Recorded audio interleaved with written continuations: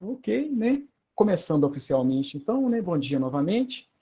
Então, pessoal, hoje nós vamos fazer nosso encontro síncrono relativo ao PAPR 8. E aí vou ter que relembrar algumas coisinhas que a gente falou, né? Do PAPR 7. Ok? Vou apresentar aqui a minha tela. Peço licença novamente.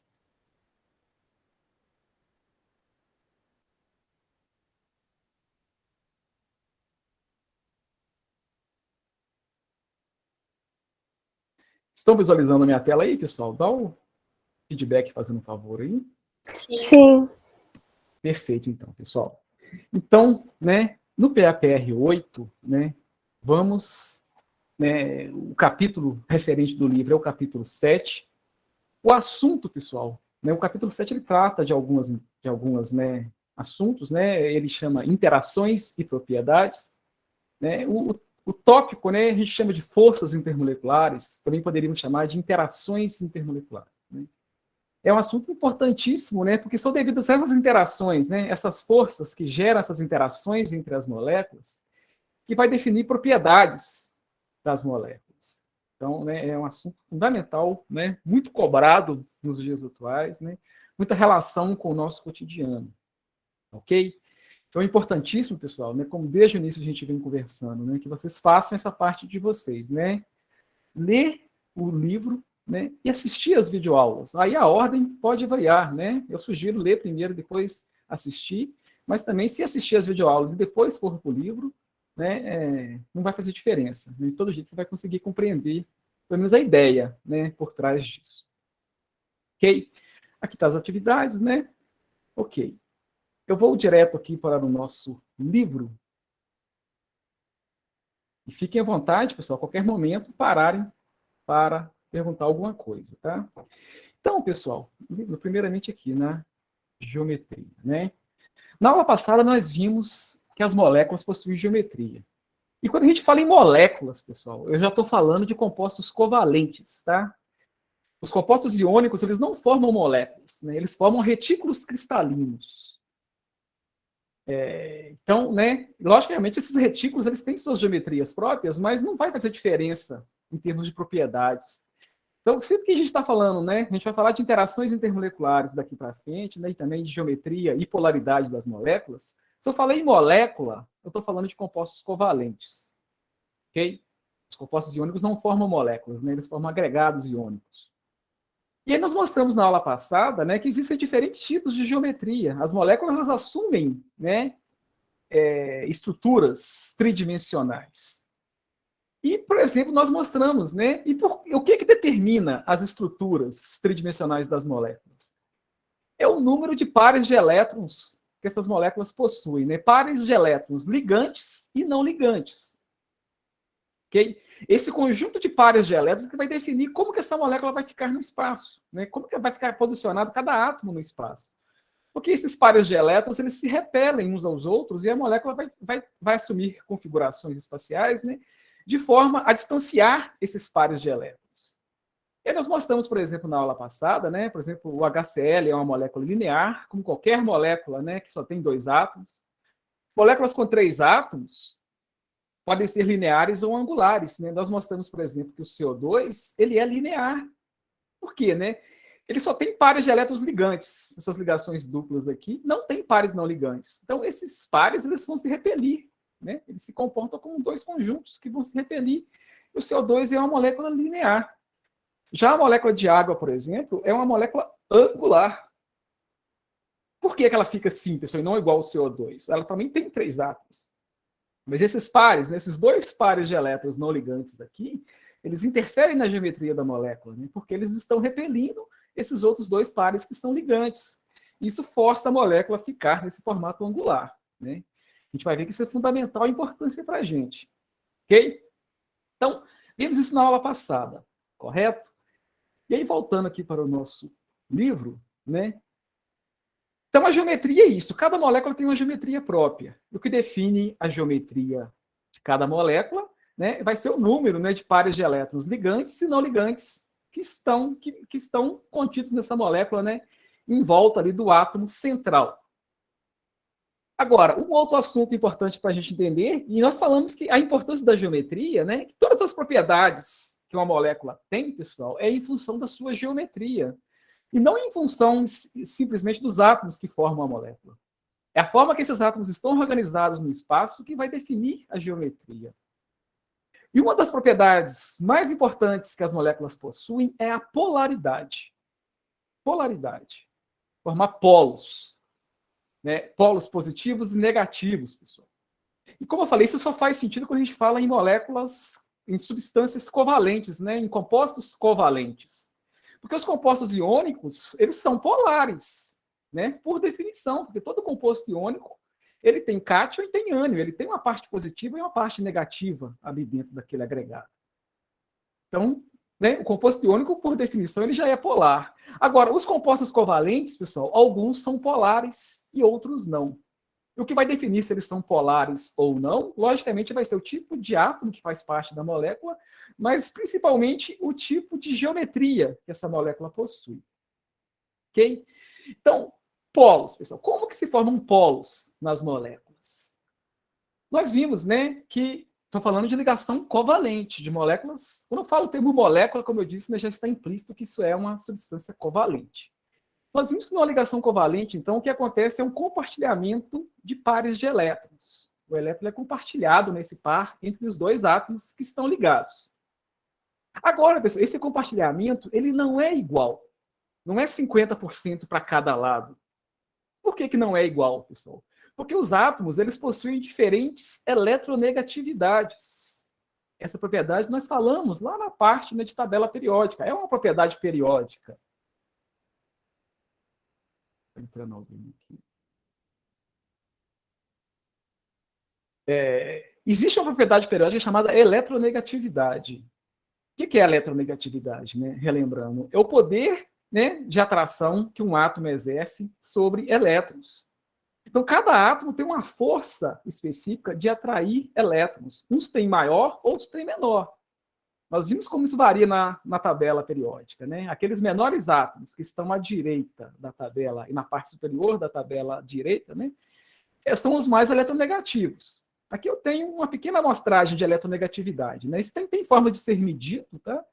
Mas essa é a medida da força relativa que um átomo exerce sobre elétrons.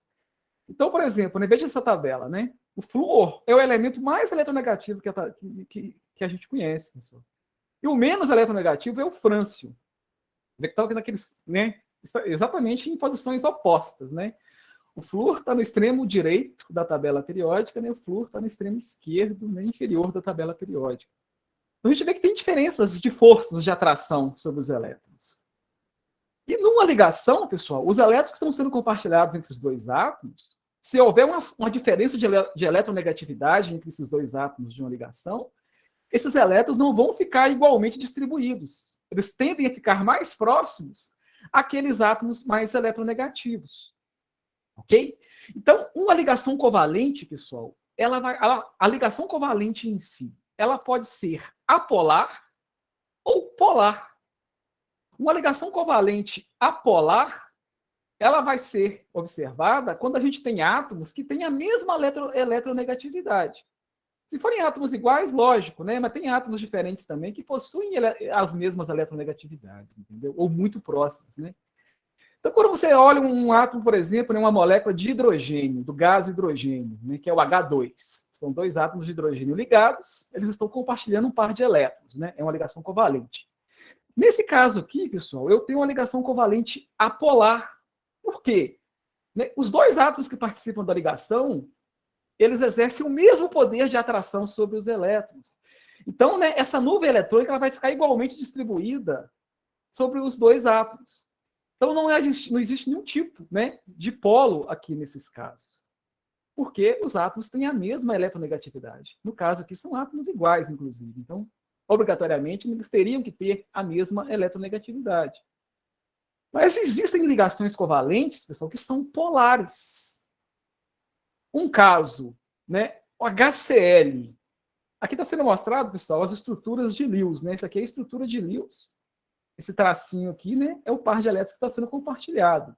Esses outros três pares aqui são os pares não ligantes, que estão sobre o cloro.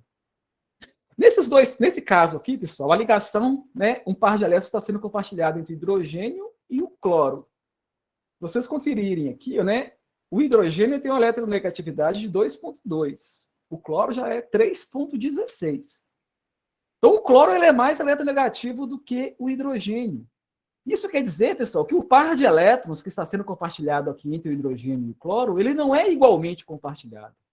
O cloro fica com a maior fração desse par de elétrons. Ele não vai ficar todo sob o cloro, mas a maior parte fica sob o cloro, porque o cloro vai exercer mais força e atrair esses elétrons para próximos de si.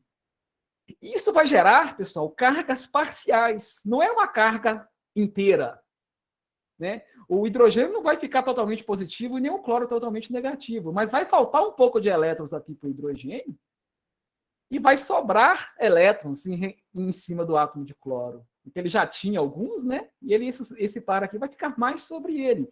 Então, essa imagem aqui, ela está mostrando como que ficaria, né? Isso aqui é uma nuvem eletrônica que a gente chama, pessoal. Os elétrons estão igualmente distribuídos aqui sobre os dois átomos. Nesse caso, a gente percebe que se concentrou mais elétrons sobre o cloro e faltou mais elétrons sobre o hidrogênio, por causa da eletronegatividade. Ok? Nesses casos, vão gerar, pessoal, cargas parciais. E essa letra grega aqui, o que é o delta, né, é o símbolo de carga parcial. Se fosse uma carga total, eu colocaria um mais e um menos, mas não é uma carga total, é uma carga parcial. Então, quer dizer, né, que o hidrogênio está com a carga parcial positiva e o cloro fica com a carga parcial negativa. Ok? Parcial porque não é uma carga inteira, é como se fosse 0,2 da carga está no hidrogênio e 0,8 ali do total está sob o cloro. Okay? Então, essa é a simbologia que é usada para, né, designar cargas parciais. Isso vai acontecer sempre que estiver uma ligação covalente, onde um dos átomos da ligação é mais eletronegativo do que o outro. Ok? Então, quando acontece isso, pessoal, uma ligação que tem átomos, né, com diferentes eletronegatividades, vão se gerar cargas parciais. E aí vai gerar polos, pessoal. Vai ter um polo positivo e um polo negativo. São cargas parciais? Sim. Né? Mas vai haver, então, uma carga parcial positiva sobre o hidrogênio e uma carga parcial negativa sobre o cloro. Ok? Então, isso formou-se polos. Então, existem ligações covalentes polares e também existem ligações covalentes apolares. Ok? Quanto mais diferente for a eletronegatividade entre os dois átomos, né, maior vai ser essa concentração de cargas sobre aquele mais negativo, né, em relação ao mais positivo. Ok?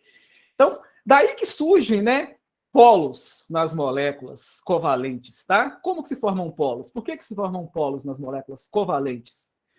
Por causa da diferença de eletronegatividade, né? Se ela for diferente, realmente, vai haver, né, essa separação. E, pessoal, né, essa separação de cargas, ela pode ser representada, né, de uma forma matemática, né, tomando emprestado da física a questão dos vetores. Eu não sei o tanto que vocês estudaram isso bem em física, mas existe, né? Vocês podem traçar, por exemplo, né? Ele vai destacar aqui, né? No estudo da física, você deve ter visto que o deslocamento de um corpo no espaço pode ser representado por um vetor, que é uma seta, né, segmento de reta orientado que indica uma grandeza, sua direção e seu sentido. Então, da mesma forma que você pode fazer isso na física, para identificar o movimento de uma molécula, de uma substância, ou de um corpo qualquer, né? Você pode usar também vetores para representar essa separação de cargas. Então, esse que está mostrado aqui em vermelhinho sobre a molécula, né, é o que a gente chama, né, de um vetor para representar essa separação de cargas. Né? Esse vetor, ele vai sempre no sentido do polo positivo para o polo negativo. E um vetor, pessoal, ele tem um módulo, direção e sentido. O módulo é a intensidade dele, a força dele, que vai ser proporcional a essa diferença de eletronegatividade entre os dois átomos. Né? A direção, né? O sentido, né, ele pode ir para um lado e para o outro, e a direção pode ser horizontal, vertical, ou vários ângulos aqui diferentes. Né? Mas isso vocês vão ver que a importância disso, né? A gente pode usar esses vetores, e um vetor, né, onde houver separação de cargas, onde houver diferenças de eletronegatividade, ou seja, toda ligação covalente polar ela pode ser representada por um vetor. Ok? E aí, pessoal, qualquer molécula que é formada por apenas dois átomos, e um deles é mais eletronegativo do que o outro, ela é polar. Então, o cloreto de hidrogênio, a gente vai ver que isso é um ácido, né? O ácido clorídrico também, que a gente chama isso, ele é polar. Né? Ele tem um vetor aqui, ele tem uma ligação covalente polar. Ok? Agora, e uma substância que tem mais de uma ligação covalente polar? Né? Então, essa próxima sessão vai dizer exatamente isso. Como que a gente identifica, então, uma substância polar? De cara, pessoal, para a substância ser polar, ela tem que ter ligações covalentes polares, pelo menos uma. Ok?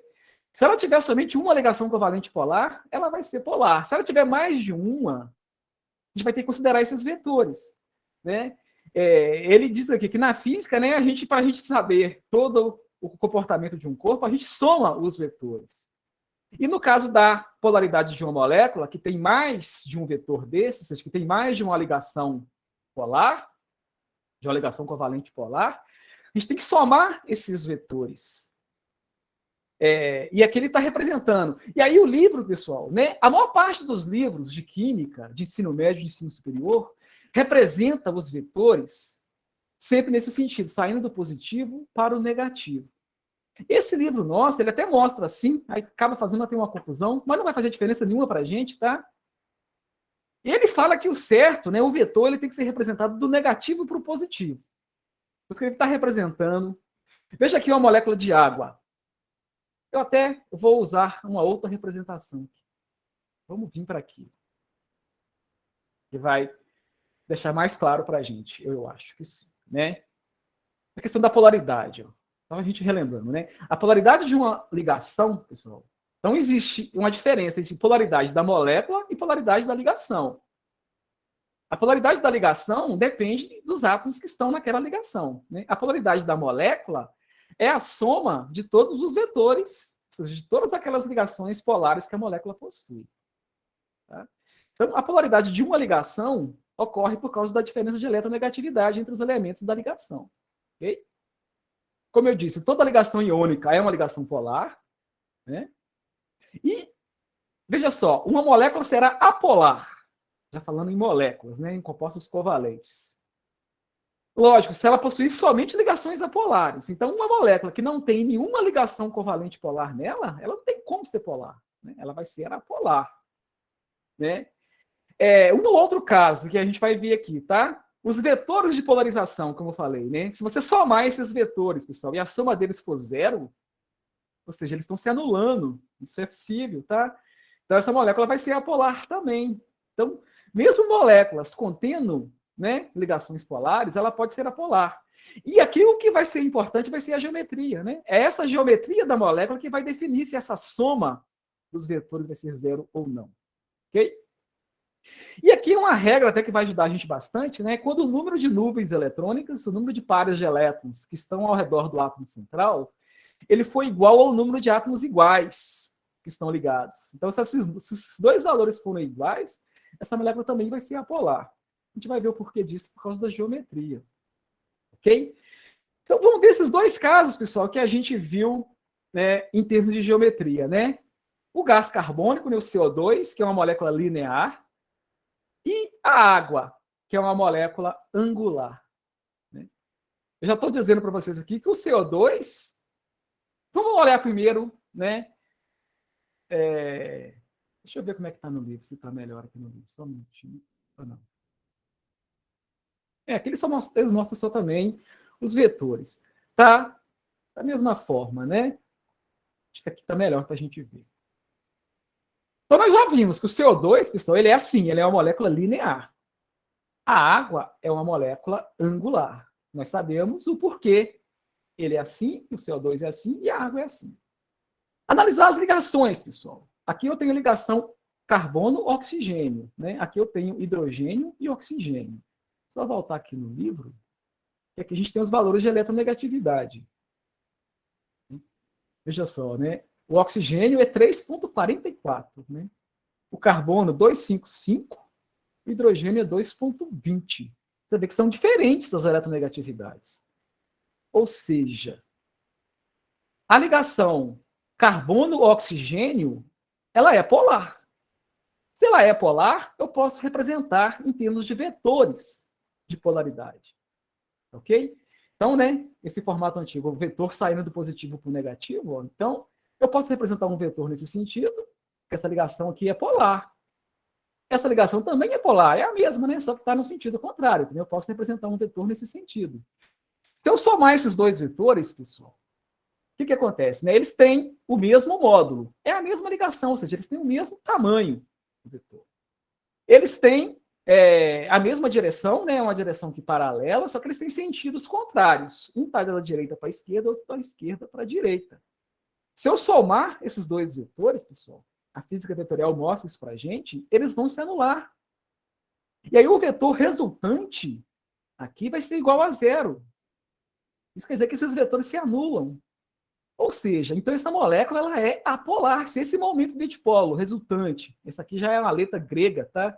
Usada para simbolizar, né, o momento de dipolo resultante da molécula. A soma desses dois valores é igual a zero. Então o CO2, pessoal, ele é uma molécula apolar.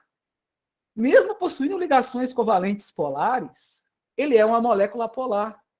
E por que ele é apolar? Por que essa soma aqui está dando igual a zero? Por causa da geometria. Essa geometria linear do CO2, né, faz com que a soma desses dois vetores se anulem. Ok? E aí ele faz essa lembrança aqui para a gente. Né? Então, uma molécula será apolar quando, né, os vetores de polarização tiverem uma resultante diferente de zero, ou seja, eles não se anularem. Ou o número de núcleos eletrônicos não for igual ao número de átomos iguais. A gente vai ver casos assim depois também. Que aquele, né, quanto que é apolar, quanto que é apolar. Apolar são nesses casos, né? Possui apenas ligações apolares. Aqui não é o caso. Quando possui ligações polares, porém, os vetores se anulam. Olha o caso da molécula de água. A água, a gente sabe que ela é assim, né? Ela é angular. E ela é angular por causa, né, dos pares de elétrons não ligantes, que não estão representados aqui, mas a gente sabe que possui, né? E eles interferem na geometria. A água só é angular por causa desses elétrons não ligantes. Então, aqui, pessoal, né, a diferença de eletronegatividade ela existe entre o hidrogênio e o oxigênio. Então, eu posso desenhar aqui dois vetores. Né, começando aqui no polo positivo para o polo negativo, começando no polo positivo para o polo negativo. Quando eu somo esses dois vetores, pessoal, né, veja que eles possuem o mesmo módulo, né? É a mesma ligação, eles têm o mesmo tamanho, essa setinha, né? Eles têm, né, a mesma direção, né? E sentidos também parecidos, né? Se eu somar esses dois vetores aqui, né, a física vetorial mostra para a gente que esses dois não vão se anular. Né? Dois vetores só se anulam se eles estiverem no mesmo módulo, na mesma direção, em sentidos contrários. Aqui não é o caso. Quando eu somo esses dois vetores, dá para a gente... Eu não preciso de fazer essa soma matemática, mas é possível fazê-la, tá? Mas não vem aqui ao caso. Se eu somar esses dois vetores, vai dar alguma coisa diferente de zero. Ou seja, quando isso acontece, se a soma dos vetores que existe numa molécula for diferente de zero, essa molécula vai ser polar. Ok? É o que está dizendo aqui, né? Se os vetores de polarização tiverem uma resultante diferente de zero, ou seja, eles não se anulam, isso quer dizer que a molécula é polar. Tá?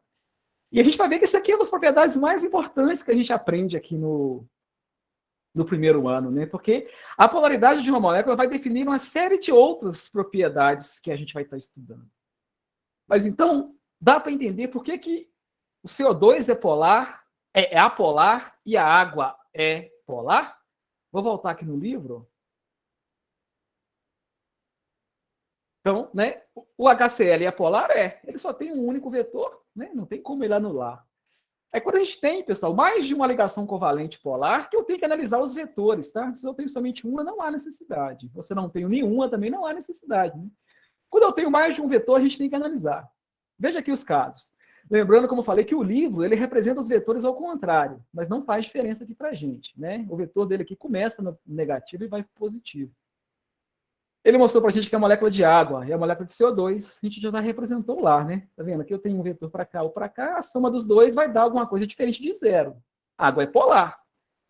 Dióxido de carbono tem também os vetores. Quando eu somo eles, vai dar uma coisa igual a zero. Eles têm sentidos contrários.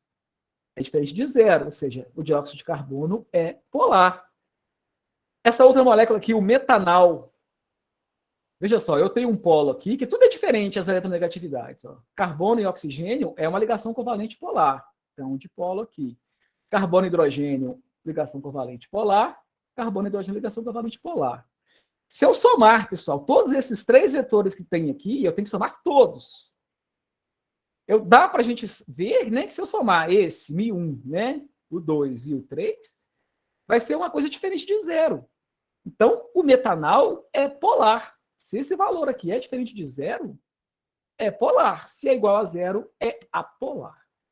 Ok? Então, é assim que se vê polaridade de moléculas, né? E, logicamente, para a gente saber polaridade, eu tenho que saber geometria. Porque, né, aquela comparação de água e dióxido de carbono. São 2 moléculas contendo, cada uma delas, né, 2 ligações covalentes polares, porém, uma é polar, a água, né? A água é uma molécula polar e o dióxido de carbono é uma molécula apolar. Ok? Então, para a gente saber polaridade, eu tenho que saber identificar ligações covalentes polares ou não, né? E também saber a geometria da molécula. E essa geometria que vai definir se a soma desses vetores vai se igualar a zero ou não. Ok? Então, isso é polaridade, pessoal. Então, por causa disso, né, existem moléculas que são polares, outras não. E essa polaridade ela é importantíssima para a gente. Então, aqui, né, só destacando novamente, a mesma, né, a simbologia, né, de polos positivos, polos negativos, né? Então, relembrando, né, átomos de elementos diferentes vai formar uma ligação covalente polar. E o cloro ele é mais eletronegativo do que o hidrogênio, então formam-se polos, cargas parciais, né? E átomos do mesmo elemento, ou elementos diferentes, mas que possuem a mesma eletronegatividade, né, também, né? Se tem a mesma eletronegatividade, não há polaridade. Ok? Essas são as regras, né? E quando há polaridade na ligação, a gente tem que conferir os vetores, se eles se anulam ou se não se anulam. A importância disso, pessoal? A gente vai ver que uma série de aplicações que a gente tem na prática, né, são devidos, né, à polaridade de uma molécula. Uma regra muito importante dessas são as regras de solubilidade, por exemplo. Por que a água não se mistura com o óleo? Todo mundo sabe disso, né? Você mistura óleo com água, o óleo ele fica na parte superior, ele é menos denso, forma aquelas gotículas na parte superior, né? A água não se mistura, por exemplo, com a gasolina. Ela já se mistura bem com o álcool, mas não se mistura com a gasolina. Isso tudo tem a ver com a polaridade, né? Existe uma regra geral em química chamada semelhante dissolve semelhante. Ou seja, né, compostos polares, pessoal, dissolvem bem compostos polares. E compostos apolares dissolvem bem em compostos... Ó, isso aqui está errado, né? Compostos polares dissolvem bem em compostos polares. Compostos apolares dissolvem bem em compostos apolares. E um composto apolar, ele tende a não se dissolver num composto polar. Ou seja, compostos de solubilidade diferente tendem a não se misturar. Né? Por quê? Né? Substâncias semelhantes tendem a interagir, que a dissolução de uma substância em outra, pessoal, é com base na interação que essas moléculas essas moléculas vão interagir. Né? Quando eu misturo água e óleo, né, as moléculas de óleo vão interagir com as moléculas de água. No caso aqui específico, elas não vão interagir, né, porque elas são diferentes em termos de solubilidade, em termos de polaridade. Né? A água é uma substância polar, o óleo é uma substância apolar. Okay? Da mesma forma que a gasolina é uma substância apolar. E aí, polar e apolar não se misturam. Ok? E aí, já aproveitando, pessoal, para explicar para vocês a questão do sabão, né? As moléculas de sabão são fundamentais na limpeza, pessoal. Quando a gente faz uma lavagem de roupa, por exemplo, ou vasilhas sujas de gordura, né? Quando a gente lava as coisas, o principal sujeira que a gente, tanto lavando roupa quanto lavando uma vasilha, a principal sujeira que existe ali são substâncias gordurosas. Na vasilha a gente vê isso claramente, né? Um prato sujo, né? Se você passar somente água, a gordura que está ali grudada naquele prato, ela não sai, porque a água não interage com a gordura. Por isso que uma substância fundamental para a gente fazer lavagens é o sabão. O sabão, pessoal, a gente chama isso em química de uma molécula anfipática. São moléculas grandes, elas possuem uma cadeia apolar e uma extremidade polar. Então, uma substância anfipática, elas têm as duas propriedades nela. Né? Ela é tanto apolar quanto polar. E aí, o que acontece? Por que o sabão, né, ele é ótimo para a gente fazer lavagens? Né? O sabão, pessoal, a parte apolar dele vai interagir com as gorduras. Então, imagina, né, aqui eu tenho um copo com água, eu tenho partículas de gordura aqui dentro. Se eu jogar o sabão junto, né, a parte apolar do sabão, essa cadeia apolar aqui que é longa, ela vai interagir com a gordura, com a gotícula de gordura. E a parte polar da molécula de sabão vai ficar exposta. E o que acontece, pessoal, né, num caso desses, é que várias moléculas de sabão vão fazer essa mesma coisa, né, vão interagir com a gordura, somente a parte apolar delas.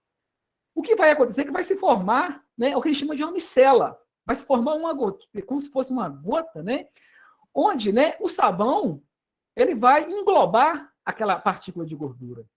E essas pontinhas aqui, elas interagem com a água.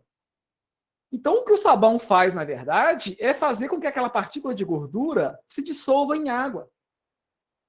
E por que se dissolve em água? Porque a gordura mesmo não vai interagir mais com a água, né? A água vai interagir somente com a parte polar. Né? Então, forma-se o que a gente chama de micela. É exatamente esse o nome, tá? Para esse processo. Né? Isso aqui é uma micela. É como se fosse uma gota, né? Onde o sabão estivesse lá, onde a gordura estivesse lá no centro dessa gota. De forma geral, então, essa gotona aqui, ela fica solúvel. E aí a gente consegue fazer o processo de remoção da partícula gordurosa. Okay? É assim que os sabões agem. Tá ok? Vocês se entenderam bem? Se não entenderam, perguntem, tá? O livro vai destacar isso aqui também. Já lá na parte... Aqui eu já vou pular, pessoal. Vamos lá agora para o próximo capítulo. Qualquer coisa que vocês quiserem que a gente volte, depois a gente volta. Né?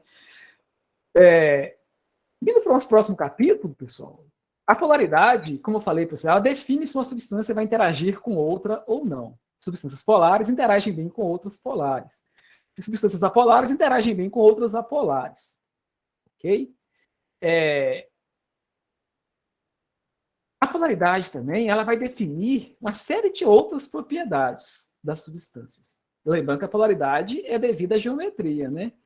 Então, a polaridade, ela vai definir para a gente, pessoal, como que as moléculas interagem. Moléculas polares tendem a interagir com outras que são também polares. E moléculas apolares interagem com outras apolares. Isso vai definir, né, que é o nosso próximo assunto, o tipo de força intermolecular que existe. As forças intermoleculares são devidas à polaridade, principalmente das substâncias. Ok? Então, né, é importante que vocês leiam todas as sessões aqui. A polaridade, pessoal, vai definir as forças intermoleculares. E as forças intermoleculares, o que é isso? Né? É a força que uma molécula interage com a outra. Okay? Isso acontece, pessoal. A gente nunca lida com moléculas isoladas. Né? Se eu pegar um copo de água, eu tenho milhares de moléculas de água ali dentro. E essas moléculas estão interagindo. Então, os estados físicos das substâncias são devidos às interações entre as moléculas daquela substância. Então, né, existem substâncias, né, na temperatura ambiente aqui, né, a gente lida com uma série de substâncias em estados físicos diferentes. O ar que nos rodeia aqui, por exemplo, ele está no estado gasoso. Né? A água que a gente toma, que está caindo na chuva agora, mesmo está chovendo, né, ela está na fase líquida. Né? O computador, o celular que a gente está usando aqui agora para assistir essa aula, para ministrar essa aula, ele já é sólido. Né? Por que essas substâncias estão em estados diferentes, numa mesma temperatura? É por causa das interações intermoleculares. Quanto mais forte, né, a interação intermolecular nas substâncias, né, mais condensada vai ser essa fase, pessoal. Então, uma substância que aqui agora está sólida para a gente é porque as moléculas que formam essa substância, elas estão interagindo com forças muito fortes. Elas estão muito próximas umas às outras. Isso confere uma aparência para a gente de estado sólido. Já o estado gasoso é o oposto, né? As substâncias que estão gasosas para a gente aqui agora é porque as interações intermoleculares entre essas moléculas de gás, por exemplo, que nos rodeia aqui, são muito fracas ou praticamente inexistentes. Se as moléculas não interagem bem umas com as outras, né, vai ser um estado mais fluido, tendendo a ser gasoso, por exemplo. Né? E o estado líquido é o intermediário aí, né? As forças não são tão fortes quanto no sólido e nem tão fracas quanto no estado gasoso. Então, as fases das substâncias, pessoal, os estados físicos, como nós chamamos, né, das substâncias, são devidos, né, às interações intermoleculares entre as moléculas que formam aquela substância. Okay? Quanto mais forte for a interação, mais tendência a ser sólida aquela substância é. Okay? E o contrário também, quanto mais fraca for as interações, né, mais fluido, a gente chama assim, né, esse estado tende a ser, no caso gasoso, e o meio termo aí, o estado líquido. Okay? Então ele vai discutir isso aí, né, nessa sessão, que os estados físicos da matéria são diretamente relacionados às interações intermoleculares. Ok? Passando aqui. Então, a gente tem diferentes tipos de sólidos, ele vai estar destacando ali para a gente, né? E aí, pessoal, né, a solubilidade que nós falamos lá, né? Falamos que substâncias polares se dissolvem bem em outras polares, e o contrário, né? As substâncias apolares não se dissolvem bem em substâncias polares, né? Eu já mencionei que a solubilidade ela é devida à interação. Qualquer molécula que se dissolve em outra é porque elas interagem. Se elas não interagirem quimicamente, não vai haver solubilidade. Ok? Então, aqui ele vai destacar exatamente o que nós falamos já lá naquele materialzinho que eu mostrei, né? A solubilidade ela é diretamente proporcional às interações entre os constituintes, tá, das substâncias. Então, né, ele até pede para a gente fazer, pessoal, aqui, ó, né, se vocês quiserem fazer em casa, fiquem à vontade, tá? Esse experimentozinho. Todas essas atividades experimentais que o livro mostra, pessoal, vocês podem, né, a maioria delas dá para se fazer em casa, inclusive, que são substâncias, né, comuns. É que ele está sugerindo, se você misturar um refrigerante com sal de cozinha, né? Refrigerante, pessoal, é uma solução aquosa. Ali o básico ali é água, e ali tem açúcares, né? E uma série de outras substâncias que estão dissolvidas em água, né?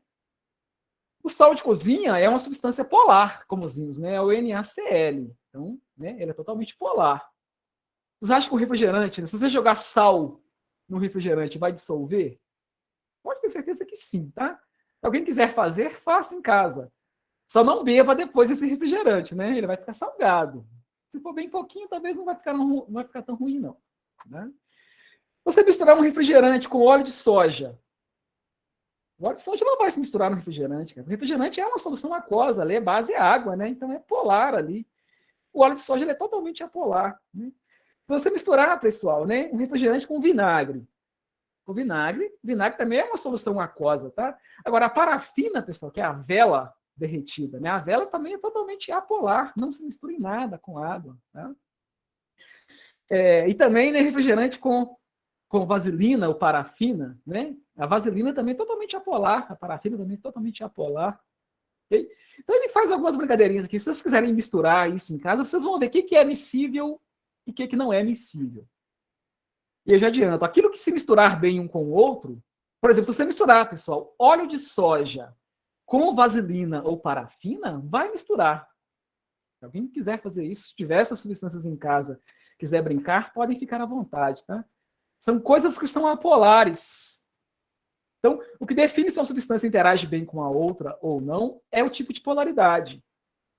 Okay? A polaridade ela é fundamental para uma molécula interagir com outra ou não. Então, é o que ele pede para vocês fazerem aqui nesses casos, né? E para chegar àquela conclusão que nós já falamos, né? Aqui vai estar corretinho, né? Substâncias polares dissolvem substâncias polares. Substâncias apolares dissolvem substâncias apolares, né? Substâncias polares dificilmente dissolvem substâncias apolares. Né? Isso aqui é uma regra básica de química, tá? Que é extremamente importante para a gente. Isso tudo tem a ver com as interações. né? E a interação tem a ver com a polaridade. O tipo de polaridade vai definir com quem que ela vai interagir bem ou não. Correto? Então,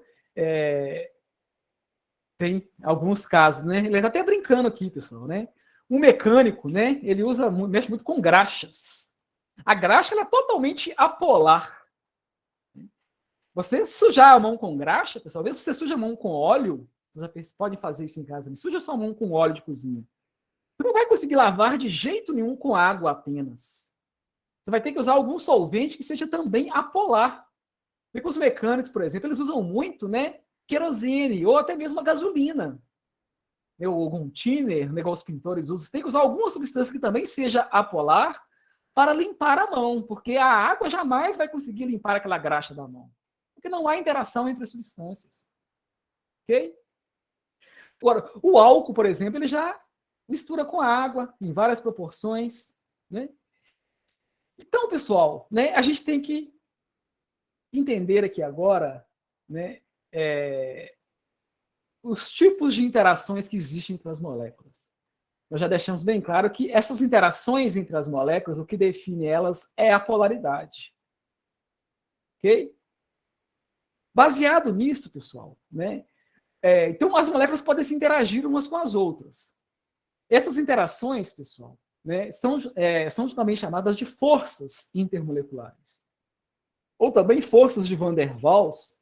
Van der Waals é um cientista holandês que primeiro descreveu, né, esse tipo de interação. E tem muitas aplicações práticas, pessoal. Né? Aqui ele está até brincando, né? Por que uma lagartixa ela consegue andar nas paredes e não cai? Né? Ela não tem garras, pessoal, que enfincasse mesmo dentro da parede, né? Então, analisando, eles perceberam que é um tipo de interação intermolecular que existe entre a parede, né, e as substâncias que formam a pata da lagartixa. Você sabe, por exemplo, uma cobra, ela já não consegue andar numa parede, né? Uma lagartixa, sim. Isso tem a ver com o tipo de substância que compõe, né? Então, eles viram que existem forças atrativas entre a parede e outras superfícies sólidas aí, né? E a pata da lagartixa, né? Só uma curiosidade aí para vocês, tá ok? Aqui está uma foto do Van der Waals. Mas o Van der Waals, pessoal, estudando as moléculas, né? Ele dividiu todos os tipos de interações que podem existir entre as moléculas em 3 tipos diferentes, né? Ele chamou de interações. Deixa eu usar um outro material aqui, acho que está mais resumido para a gente fazer essa primeira aproximação, né? Então, né, o que é força intermolecular? São forças de interação entre as moléculas. Isso é importante, vocês terem isso bem claro, né? As moléculas interagem. Uma molécula só não vai interagir com uma outra se ela estiver isolada. Uma única molécula não interage com ninguém. Tanto é, pessoal, uma molécula isolada, ela não tem propriedade alguma, tá? Tudo que a gente conhece das substâncias, a gente está se referindo ali a milhares delas. Como eu falei, num copo de água, ele tem aquele aspecto, né? Na temperatura ambiente, vai ser líquido, transparente, aquilo que a gente percebe, né? Se eu conseguisse pegar uma única molécula de água, ela não seria líquida, sólida nem gasosa, ela não teria estado físico. Tá? O estado físico ele é advindo das interações entre as moléculas. Ok? Moléculas isoladas não são nada. Né? Tudo que a gente conhece é porque essas moléculas estão interagindo. A gente são milhares delas, né? Iguais ou diferentes. Então, né, o que mantém moléculas unidas? São essas forças de interação. Ok? Essas forças estão relacionadas ao estado físico, como nós falamos, né? E as mudanças de estado. Por exemplo, quando a gente faz o gelo derrete, né, que é a fusão, o que está acontecendo ali, pessoal? As ligações intermoleculares entre as moléculas de água estão sendo rompidas. Né? E o que acontece também quando a água vai do estado líquido para o estado gasoso? Né? A evaporação, a ebulição. A molécula de água, né, está sendo rompidas as interações entre as moléculas de água no estado líquido. E aí ela vai, né, quando você romper isso, para você romper, você tem que fornecer energia. Senão isso não aconteceria, né? Então, para haver mudanças de estados físicos, tem que haver rompimento ou formação de ligações intermoleculares, dessas forças intermoleculares, né? Então, né, nas mudanças de estado físico, as forças intermoleculares elas são rompidas, por isso que as moléculas mudam de estado. Isso só é possível se a gente fornecer ou retirar energia do meio. Ok? O Van der Waals, pessoal, ele dividiu essas interações em 3 tipos. Né? As moléculas que têm dipolo, pessoal, permanente, que são aquelas moléculas polares, ele chamou, né, toda molécula polar que nós falamos interage bem com outras moléculas polares. Então, né, qualquer molécula polar em contato com a outra molécula que também é polar, elas interagem, pessoal, é uma interação que ele chamou de dipolo-dipolo. Então, moléculas polares, qualquer molécula que seja polar, né, uma característica principal dela, elas vão interagir umas com as outras por uma interação chamada dipolo permanente, dipolo permanente, ou também dipolo-dipolo. O termo permanente aqui ele pode ser subentendido, né? Quando você fala dipolo e não fala mais nada, está subentendido que ele é permanente. Que tipo de interação é essa, pessoal? O polo negativo de uma molécula interage com o polo positivo de outra, e assim sucessivamente. Isso vai formando uma rede de interações. Né? Aqui está mostrando, por exemplo, o HCl, né? É uma molécula polar. Então, o polo negativo da molécula, de uma molécula, interage com o polo positivo de outra. Isso é interação de polo permanente e dipolo permanente. O dipolo-dipolo, né? Porque são dipolos permanentes. Essa molécula é polar.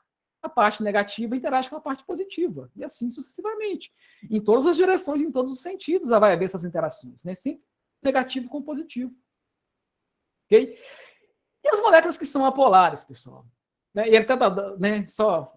Esse tipo é semelhante ao que ocorre com os íons em uma ligação iônica, né? Porém com a menor intensidade. Né? Numa ligação iônica, né, o íon positivo interage com o íon negativo, né, numa ligação iônica. Coisa semelhante acontece aqui, só que a intensidade aqui é muito menor. Né? Aqui é entre uma molécula e outra. Né? Lá no composto iônico é dentro do próprio agregado iônico ali. Né? Há inúmeras interações positivo com negativo. Né? Um outro tipo de interação, pessoal, é aquelas moléculas que não possuem dipolo, as moléculas apolares. Aí, uma molécula polar interage com a outra? Sim, né? Por exemplo, né, o óleo de cozinha, ele é líquido à temperatura ambiente. A gasolina, ela é líquida à temperatura ambiente. Se ela é líquido, pessoal, quer dizer que está tendo interação entre as moléculas, tá? Porque se não houvesse interação nenhuma, essas moléculas estariam apresentadas para a gente no estado gasoso, né? Se não houvesse interação entre as moléculas do óleo, o óleo não seria líquido. Então, só o fato da gente ver substâncias apolares, líquidas ou sólidas, há um indicativo que há interação ali entre essas moléculas apolares. Então, como que as moléculas apolares interagem umas com as outras, pessoal? Então, o Van der Waals, ele chamou, né, e também um outro cientista que estudou isso, que é o London, né, ele chamou isso de polo instantâneo de polo induzido. O que quer dizer isso, pessoal? Né? Moléculas apolares, quando uma molécula polar se aproxima de uma outra molécula polar, pessoal, acontece o que a gente chama de efeito de indução. Imagina aqui, né? Eu tenho uma molécula polar aqui, que é o hidrogênio, o gás hidrogênio. Né? A gente sabe que o H e H é uma ligação apolar, a molécula é apolar.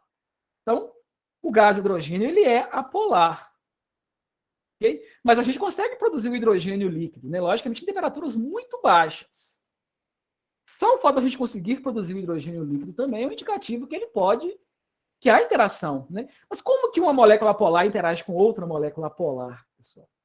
O que foi observado, né, em termos de teoria e comprovado, é que essas interações, pessoal, acontece o seguinte, né? Tem uma molécula aqui de hidrogênio, ela é apolar, uma outra molécula de hidrogênio também é apolar.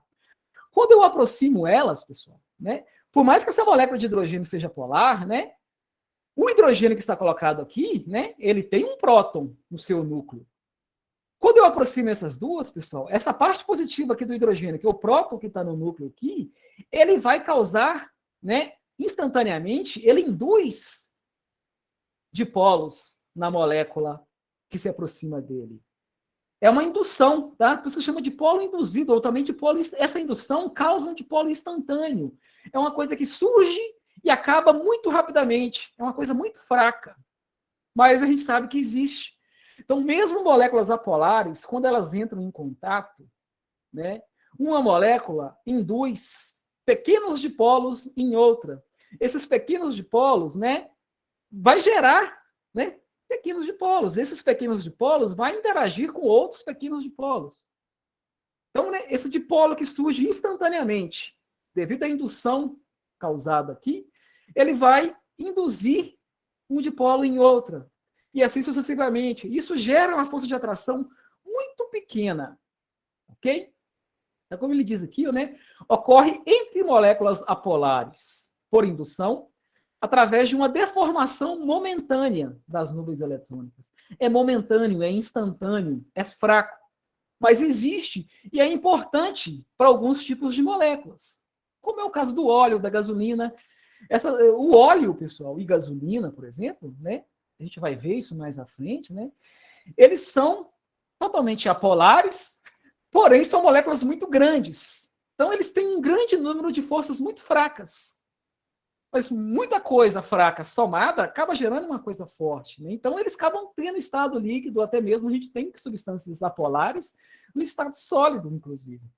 Né? Porque são moléculas já muito grandes e há um grande número de interações fracas do tipo de polo instantâneo, de polo instantâneo. De polo instantâneo, de polo induzido, para a gente ser mais correto. Ok? Então, esse é o oposto, pessoal. Moléculas apolares, elas interagem umas com as outras por meio da interação que a gente chama de polo instantâneo, de polo induzido. Né? Moléculas polares interagem umas com as outras por ligações do tipo de polo permanente e de polo permanente. Ou também simplesmente de polo de polo. Tá? Eu posso falar de polo para esse caso. Agora, quando é um dipolo instantâneo induzido, eu já tenho que especificar que é um dipolo instantâneo e dipolo induzido. Okay? E há um terceiro tipo de interação, pessoal, que foi observado pelo Van der Waals, e ela difere das outras duas, né? E é importante a gente destacar, que são as pontes de hidrogênio. É um tipo de interação, né, é fácil da gente observar, pessoal, porque só vai acontecer quando eu tiver, né, moléculas que possuam o átomo de hidrogênio, que é muito eletropositivo, né, ligado a átomos muito eletronegativos. 3 casos específicos somente: flúor, oxigênio e nitrogênio. Então, se eu tiver, pessoal, hidrogênio ligado a flúor, oxigênio ou nitrogênio, essas moléculas elas fazem um tipo de interação intermolecular chamada ponte de hidrogênio ou ligação de hidrogênio. Como ele fala, que é como se fosse um caso extremo da interação de polo. É como se fosse um dipolo muito forte, que só vai acontecer nesses casos bem específicos aqui, né? Hidrogênio ligado a um desses 3 tipos de átomos. Né? Como ele está dizendo, o hidrogênio não faz pontes com ele mesmo. Né? Para haver pontes, pessoal, tem que ter hidrogênio ligado ao oxigênio e nitrogênio ao flúor. E aí, um caso específico, pessoal, todas as moléculas que fazem ponte de hidrogênio, elas têm também interações do tipo de polo normais, né? Só que tem um tipo de, né? Só que tem um dipolo muito mais forte. E aí recebeu esse nome específico. É o tipo de interação que acontece com a molécula de água. Aqui estão mostrando, pessoal, essas linhas tracejadas aqui são as ligações de hidrogênio entre as moléculas de água. Né? A gente chama de ponte de hidrogênio, veja o caso, né? É como se o hidrogênio ficasse no meio de 2 oxigênios. Né? Esse hidrogênio aqui faz parte dessa molécula de água de K. Esse oxigênio aqui faz parte dessa molécula de água de K. Então, né, vai formando essas pontes. O hidrogênio ele fica centralizado, né, entre 2 oxigênios de moléculas diferentes. Tá vendo? O hidrogênio entre 2 oxigênios de moléculas diferentes. Então, a água consegue formar, pessoal, ligações de hidrogênio. E todas as moléculas que têm hidrogênio ligado, né, ou a oxigênio, ou a nitrogênio, ou a flúor, sim. Então, a água é um caso. Eu tenho hidrogênio ligado ao oxigênio. Eu vou ter ligações de hidrogênio. E, logicamente, qualquer substância, pessoal, qualquer substância que vai se misturar bem com a água, quais serão elas? Quais substâncias se misturam bem com a água, se dissolvem bem em água? Substâncias iônicas, porque elas são polares, e a água é uma molécula polar. Qualquer outra substância polar, porque a água também é polar. Qualquer substância polar tende a dissolver bem em água, porque a água também é polar. E também, pessoal, aquelas substâncias que formam ligações de hidrogênio com a água. Se eu tenho uma outra substância que faz ligação de hidrogênio, ela vai interagir bem com a água, porque ela vai formar ligações de hidrogênio com a água. Ok? Então, são somente esses 3 tipos de ligações que a gente tem que ter bem claro, pessoal. Dipolo permanente, para moléculas polares, ok? Dipolo instantâneo, dipolo induzido, para moléculas apolares, e ligações de hidrogênio ou pontes de hidrogênio para aquelas moléculas que possuem hidrogênio ligado a flúor, oxigênio ou nitrogênio. São esses 3 casos, tá? E a ordem de força, pessoal, é essa, né? Uma interação iônica é muito mais forte que todas elas. O que vem depois é a ponte de hidrogênio. A ponte de hidrogênio é a mais forte dessas interações intermoleculares aqui. Depois vem a dipolo, e por último, a dipolo instantâneo e dipolo induzido. Essa é a interação mais fraca que pode se formar entre 2 moléculas. Ok? E aí, pessoal, né, como eu falei, né, as propriedades das substâncias estão diretamente relacionadas às interações intermoleculares. E, logicamente, as interações intermoleculares estão diretamente relacionadas à polaridade. Ok? Mas que propriedades são essas, né? A solubilidade das substâncias, nós vimos isso lá no início do curso, né? Pontos de fusão e de ebulição, densidade. Essas propriedades físicas, todas estão e tem várias outras que vão sendo faladas aqui, né? Vão aparecendo. Algumas a gente até esquece de citar, né? Mas dureza, pontos de fusão, pontos de ebulição, solubilidade, e mais algumas que eu lembrar, eu falo aqui. Mas quanto maior a força de interação, pessoal, maior a temperatura de fusão ou de ebulição. Né? Por quê?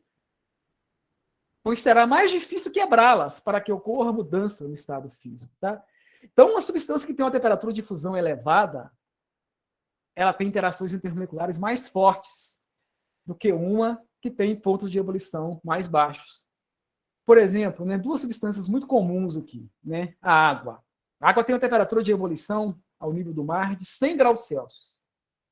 Vamos comparar a água, por exemplo, com o etanol. O etanol, pessoal, é 78 graus Celsius, o álcool puro. Se há uma diferença de temperatura de ebulição entre o álcool e a água, é porque há diferença das forças de interação entre essas moléculas. A força de interação, né, na molécula de água, né, vai ser maior do que as forças de interação que existem nas moléculas de álcool. Ok? E também, pessoal, né, por que o álcool se dissolve em água? Porque o álcool também forma ligações de hidrogênio, só que em número menor. Ok? E aqui ele está dizendo para a gente também que os compostos iônicos possuem as maiores interações do que os compostos moleculares. Ok? E a ordem crescente é essa: dipolo instantâneo, dipolo induzido, dipolo permanente, ponto de hidrogênio. Okay? Se eu comparar uma molécula que só tem essa interação com a que tem essa dipolo permanente, né, quem tem força maior tende a ter uma temperatura de ebulição, de fusão. Lembrei aqui, né, viscosidade, pressão de vapor, são muitas as propriedades que vocês vão estudar, né, ao longo do curso, propriedades importantes das substâncias. Né? Essas propriedades dependem das interações intermoleculares. É isso que está colocado aqui. Né? Deixa eu voltar aqui no livro, a gente já está caminhando para o encerramento. Né? Então, o livro vai falar exatamente isso, né, com o texto explicando um pouco melhor. Né? Ele começa aqui no dipolo induzido. Né? Então, eu tenho uma molécula, por exemplo, aqui de iodo. É totalmente apolar. Mas quando eu aproximo as duas, né, uma faz com que a outra se distorça a nuvem eletrônica e gera pequenos dipolos. Esses pequenos dipolos vão haver interação. Muito fraca, mas existe. E é importante para algumas moléculas. Né? Quando eu já tenho as interações de polo, é que são moléculas polares, que têm polos permanentes. E esses polos vão interagir uns com os outros e vai formar uma força de interação. Né? E as ligações de hidrogênio, né? Mostrando aqui novamente uma molécula de água, né? E a água, pessoal, né? Esse capítulo ele vai destacar muito a questão da molécula da água, né? A última sessão vai falar sobre a água especificamente, a gente vai explorar bastante isso. A água tem propriedades muito importantes, muito diferentes de alguns outros solventes, principalmente por causa dessa estrutura dela, né? Essa estrutura angular. E é polar, e na forma pontos de hidrogênio, e especificamente a água no estado sólido, ela consegue fazer pontes de hidrogênio com outras 4 moléculas. E se eu pegar essa molécula de água central, ela interage com outras 4 no estado sólido. Ok? E no estado líquido, não, a gente vai ver. Mas as propriedades estão diretamente relacionadas às forças intermoleculares. Ok? Como nós já havíamos falado, né? Substâncias que têm, né? Que são sólidas na temperatura ambiente de cara, né? Pode ter certeza que elas têm forças mais elevadas. E a comparação de pontos de ebulição, de fusão, é diretamente isso. Quanto mais forte a força intermolecular, maior as temperaturas de ebulição e de fusão. Okay? Isso está sendo discutido. E só para a gente finalizar, pessoal, né? Esse capítulo ele termina, né, com a questão discutindo basicamente a molécula de água. E aqui ele está representando exatamente a molécula de água como ela é para a gente. Pessoal. A gente sabe que a água é assim, né? Isso aqui é um modelo bem real, né? E é porque a água tem esse tipo de estrutura, pessoal, que ela é tudo que nós sabemos, né? A água ela é uma molécula angular. Se ela fosse linear, por exemplo, ela seria apolar. Seria outra substância. Né? Mas como ela é angular, ela é uma molécula polar, ela forma ligações de hidrogênio. Né? Aqui está o ângulo entre as ligações. Ele vai discutir uma série de propriedades da água, contar um pouquinho a história, né, da descoberta, da fórmula e da molécula em si. E a água, pessoal, né, em qualquer estado físico, ela vai estar interagindo com outras. Né? No estado sólido, essa interação é muito forte. No estado líquido, há o rompimento, né, de algumas para passar para o líquido. Se romper todas elas, basicamente, a água vai para o estado gasoso. Né? E a água tem algumas propriedades, né, bem interessantes, pessoal. E aqui está sendo mostrado, né? Para a gente finalizar mesmo. Densidade. Isso é muito anormal, tá? Geralmente, para as outras substâncias, não é assim. O gelo, pessoal, a água no estado sólido, a 0 graus ou abaixo de 0 graus, ele tem uma densidade de 0,91. Ok? A 4 graus Celsius, a água tem uma densidade exatamente de 1. Ou seja, 1 litro de água a 4 graus Celsius, ele tem exatamente 1 quilo, ele pesa exatamente 1 quilo. Né? A 20 graus Celsius, por exemplo, a densidade da água já diminui também, a 0,99. O que isso está mostrando para a gente, pessoal? A maior densidade que a água adquire é a 4 graus Celsius. No estado sólido, ela é menos densa do que no estado líquido. Ou seja, é por isso que o gelo, pessoal, ele boia sobre a água no estado líquido, né? Tudo é água aí, né? Água sólida, água líquida. A água sólida, o gelo, ele vai flutuar sobre a água líquida. Por que isso? Porque a densidade do gelo ela é menor, pessoal. Por que a densidade do gelo no estado sólido ela é menor? Isso é incomum, como eu falei, né? Para todas as outras substâncias que conhecemos até hoje, isso não é assim, tá? Quanto menor a temperatura, né? E o estado sólido, principalmente, ele é mais denso do que no estado líquido. Isso acontece com a água, pessoal, por causa do tipo de interação que ela forma. Esse modelo que vai ajudar bastante a gente a entender. No estado sólido, pessoal, no gelo, as moléculas de água estão mais distantes umas das outras. Como eu falei, né, uma única molécula de água, ela vai formar ligações de hidrogênio com outras 4 no estado sólido. Já no estado líquido, pessoal, né, há uma desordem, que no estado sólido as moléculas estão muito organizadas. E ela consegue interagir com outras 4. Aqui está faltando representar uma outra interação aqui. Tá? Aqui daria mais uma interação. Já no estado líquido, as moléculas conseguem fazer somente 3 pontos de hidrogênio. Né? Uma molécula de água faz interações com outros 3 somente. Isso faz com que no estado líquido, as moléculas de água ficam mais próximas umas das outras. No estado sólido, né, as moléculas ficam mais afastadas, por causa desse tipo de estrutura que se forma. Tá? Então, por isso que a gente vê o gelo boiando. Tá? E isso é fundamental, pessoal. Né? O nosso planeta ele é a base de água. Né? E sabe que todas essas regiões aí polares são muito geladas, né? que tem muito gelo, né? Na parte inferior ali, há água líquida, né? Há peixes, uma série, né? Há todo um ecossistema. Porque o gelo só fica na parte superior. Na parte inferior continua tendo água líquida. Tá? Tem os icebergs, né? E por isso que o iceberg flutua, né? E sai movimentando, né? Porque ele é mais leve do que a água líquida. O gelo ele é menos denso do que a água líquida. Isso tem a ver com a estrutura desses estados, com o tipo de ligação de hidrogênio, o número de ligações de hidrogênio que se formam em um e outro estado. No estado líquido, pessoal, a molécula de água está se movimentando. A molécula de água se movimenta. Esse capítulo, né, ele termina falando sobre isso. Né? Essa aqui é uma molécula de água. Mas essa molécula de água ela está se movimentando, ela está girando em torno de si própria. E essa ligação hidrogênio e oxigênio aqui, né, ela pode estirar, ela fica mais comprida ou mais curta ao longo do tempo. Né? É uma vibração, a gente chama isso. É como se fosse, né, uma mola ligando aqui. Né? Seria um modelo até mais correto. Então, esse átomo de hidrogênio ele pode ficar mais próximo ou mais distante. Então, há uma vibração aqui. E também, esse ângulo entre a ligação hidrogênio e oxigênio aqui, ele pode ficar mais curto, menor ou maior. Isso são vibrações que eles chamam de dobramento. Né? Isso acontece com a molécula de água. Okay? Ela vibra e gira em torno de si própria. E isso é a base, pessoal, nesses movimentos moleculares da molécula de água, é a base dos fornos de micro-ondas. Né? Você sabe que a gente aquece materiais no micro-ondas, somente aqueles materiais que contêm água. Porque essas vibrações, pessoal, né, a radiação que é liberada aqui num forno de micro-ondas, ela faz com que essas vibrações aconteçam em maior velocidade, em maior número. E aí a molécula de água, né, ela aquece, e logicamente vai aquecer o material que estiver junto com ela. Né?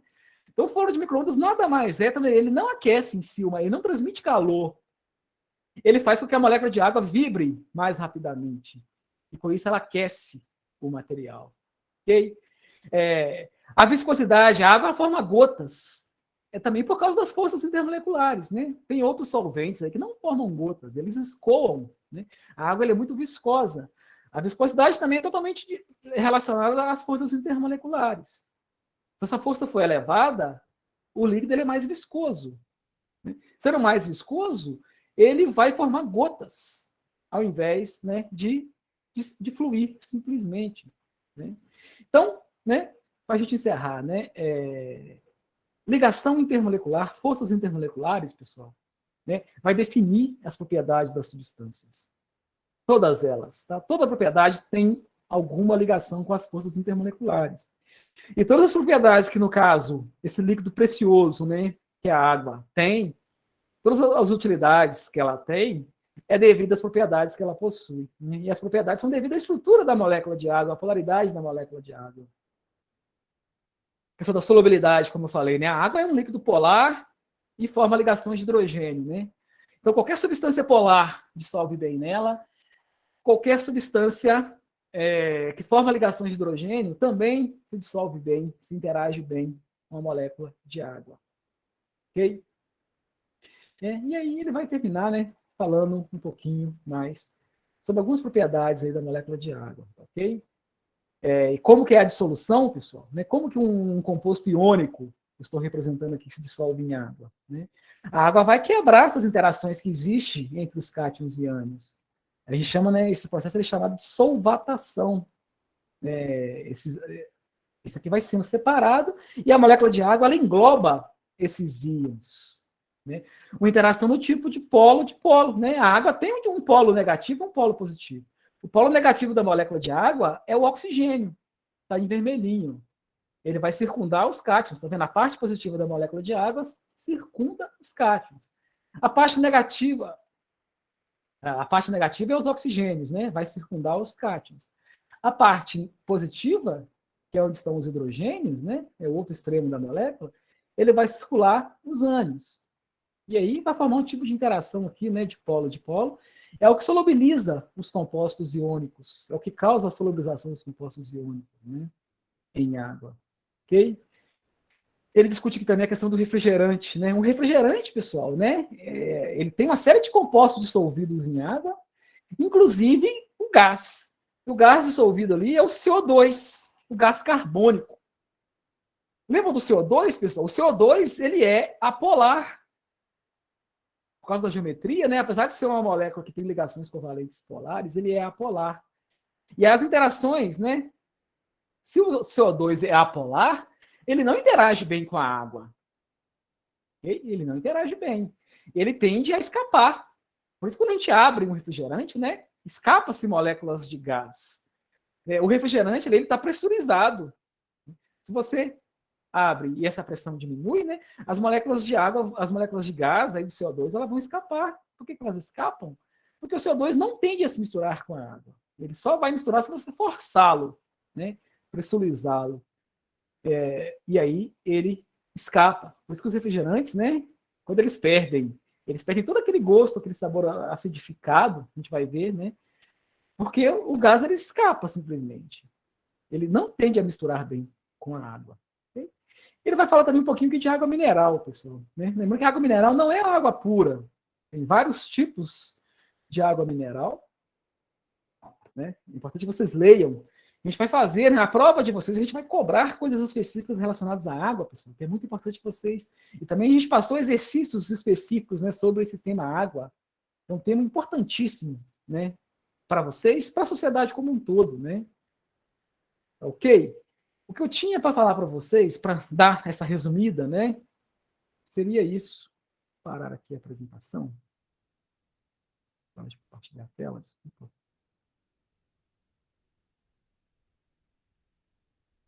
Parou aí, né? Ok? Parou sim, professor. Beleza, Roberta. Então, pessoal, somente comentários, né, gerais a respeito do assunto. Vocês viram que uma coisa gera outra, né? Nós vimos, então, que os átomos se ligam para formar compostos iônicos, covalentes, metálicos. Né? Esses compostos covalentes, né, a maioria deles vão formar o que a gente chama de moléculas. E as moléculas, né, elas têm geometria. Essa geometria vai definir a polaridade, e essa polaridade das moléculas vai definir como que elas interagem umas com as outras, né, formando aí as forças intermoleculares. Então, esse assunto é totalmente relacionado, é importantíssimo, né, que a gente tenha essa noção do todo aí. E aí, como sempre, né, agora é com vocês. Se vocês tiverem alguma dúvida, alguma questão que vocês queiram que a gente comente, algum exercício que vocês queiram que a gente resolva, né, fiquem à vontade. Senão, a gente vai estar encerrando, pessoal, aqui a nossa aula. Dizer que eu durei, né, 1h30. Até, pessoal, né, para a gente finalizar aqui, é uma coisa que eu quero, né, eu já até pedi para a coordenação pedagógica fazer isso, pessoal. Eu já estou adotando a mesma estratégia na turma 1C, que agora eu assumi também. O que acontece, né? Eu estava percebendo que nossos encontros síncronos, né, a cada 15 dias, e somente uma única aula, estava sendo muito pouco, estava sendo muito corrido, né? E agora, né, houve pequenas mudanças aí, caminhando, né, para a gente retornar presencialmente. Agora permitiu que a gente possa aumentar o número de aulas síncronas. Então, né, eu quero sugerir para essa turma, todas as segundas-feiras que a gente for ter aula síncrona, que a gente começasse às 14, ou às 14h30 até poderia ser, se vocês quiserem já ficar emendado, né? A gente começasse às 14, em vez de começar às 15. E aí a gente vai ter um tempo maior para falar mais devagar, falar com mais tranquilidade aqui. E, logicamente, se precisar de resolver algum exercício ou outro, né, a gente vai ter esse tempo até começar a próxima aula, que é às 16. Ok? Então, se a turma concordar, os próximos PAPRs agora, a gente vai estar começando às 14, né, às segundas-feiras das semanas B, né, em vez de começar às 15. Tá joia? Então é isso. Queria saber se vocês concordam ou não com essa mudança, tá? Esse aumento, né, de aula síncrona. Lembrando, logicamente, vai continuar aqueles mesmos critérios, né? A gente não vai obrigar ninguém a assistir a aula síncrona. Apesar que isso é muito importante, né? A gente não vai obrigar ninguém a assistir, a gente vai gravar todas as atividades, né? Mas a gente vai poder fazer uma aula síncrona com mais tranquilidade. Tá joia? Eu concordo, professor. Acho até bom. Eu também concordo. Não, que bom, pessoal. Pode falar, Roberta, você estava falando? Eu falei que eu concordo, até porque ajuda a gente, né? Que é um tempinho a mais, porque 1 hora é muito corrido, né? Então, uma única aula, né? A cada 15 dias ainda, né? Se fosse uma aula, mas toda semana, né? Pelo menos, né? Talvez a gente teria mais encontros. Mas é importante, sim, para a gente trabalhar, né, um pouquinho mais devagar e poder tirar dúvidas de alguns. Talvez muitos não tenham, mas um específico ele pode ter. E a gente tem mais tempo. Também, porque tá chegando a época do PISM pra gente, aí ajuda mais ainda também, né? Não, exatamente, tá? E fiquem à vontade, pessoal. Vocês vão ver que, né, se vocês pegarem, vai ver questões do PISM, de Enem, esse assunto que a gente está falando cai bastante, cara, cai muito. Então, se vocês se depararem com alguma questão, mesmo que não for uma que eu passei para vocês, não é uma questão do livro, mas se depararem com questões desse tema, né, tragam para a gente, tá? Fique sem problema algum. Vai ser um prazer poder estar ajudando, né? E aparece, vocês podem perceber que, né, esse tema ele é muito cobrado, tá? Tanto no Enem, quanto nesses vestibulares seriados, como o PISA. Joia? Okay. Muito obrigada, viu, professor, pela aula. Não falou, Roberta. Eu que agradeço a presença de vocês, tá? Alguém tem alguma dúvida, alguma questão? Se tiverem, né, a gente tem tempo.